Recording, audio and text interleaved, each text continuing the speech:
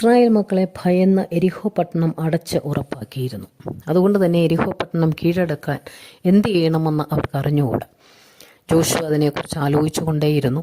എന്നാൽ യഹോവയുടെ സൈന്യാധിപൻ ജോഷുവയ്ക്ക് പ്രത്യക്ഷപ്പെടുകയും എങ്ങനെയാ പട്ടണം കീഴടക്കണമെന്ന് പറഞ്ഞു കൊടുക്കുകയും ചെയ്തു.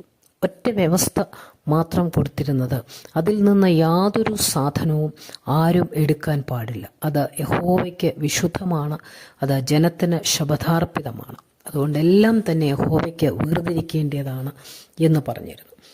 സൈന്യാധിപൻ പറഞ്ഞതുപോലെ തന്നെ ആ പട്ടണം കീഴടക്കുവാൻ അവർക്ക് കഴിഞ്ഞു. അവർക്ക് വലിയ സന്തോഷമായി. അതിൻ്റെ വലിയ ഉറപ്പും ധൈര്യവും ദൈവം തങ്ങളോട് കൂടെയുള്ള സന്തോഷവും അവരനുഭവിച്ചുകൊണ്ട് തന്നെ അടുത്ത പട്ടണം പിടിച്ചടക്കാനായിട്ട് ജോഷുവ ഒറ്റുകാരെ അയച്ചു. 7-ാം അധ്യായത്തിൽ പറയുമ്പോൾ ഹായി പട്ടണം പോയി കണ്ട് അവർ മടങ്ങി വന്ന് പറഞ്ഞു, ആ പട്ടണം വളരെ ചെറിയ പട്ടണമാണ്, നമ്മളെല്ലാവരും പോകേണ്ട ആവശ്യം ഇല്ല.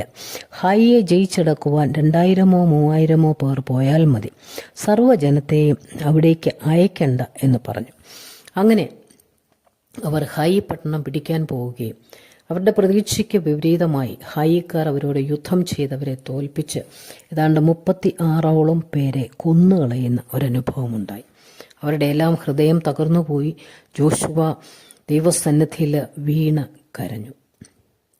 വലിയ പ്രതിസന്ധികളിൽ പൂർണ്ണമായിട്ട് ദൈവത്തിൽ ആശ്രയിക്കുകയും ദൈവത്തിൻ്റെ ആലോചന കേൾക്കുകയും വിജയകരമായി ആ കാര്യങ്ങൾ ചെയ്തെടുക്കുവാനും കഴിഞ്ഞ ദൈവജനം ചെറിയ കാര്യമാണ്, തങ്ങളെ കൊണ്ട് നടക്കും എന്ന് വിചാരിച്ചു പോവുകയും അതവർക്ക് വിജയിക്കാൻ പറ്റാതെ പരാജയപ്പെടുകയും നഷ്ടങ്ങൾ സംഭവിക്കുകയും ചെയ്തതായിട്ട് ഇവിടെ കാണുന്നു. നമ്മുടെ ജീവിതത്തിലും നമ്മൾക്കും പറ്റാവുന്ന ചില അബദ്ധങ്ങളാണിത്.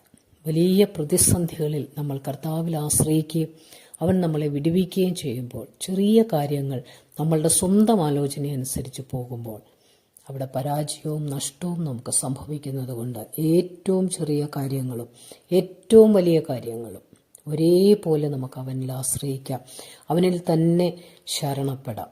നിന്റെ ഭാരം യഹോവയുടെ മേൽ ഇട്ടുകൊള്ളുക, അവൻ നിന്നെ പുലർത്തും. നിന്റെ വഴി യഹോവയെ സമർപ്പിക്കുക, അവൻ അതിനെ നിർവഹിക്കും. അതിനനുസരിച്ച് നമുക്ക് പോകാം. അതിന് ദൈവം നമ്മെ സഹായിക്കട്ടെ.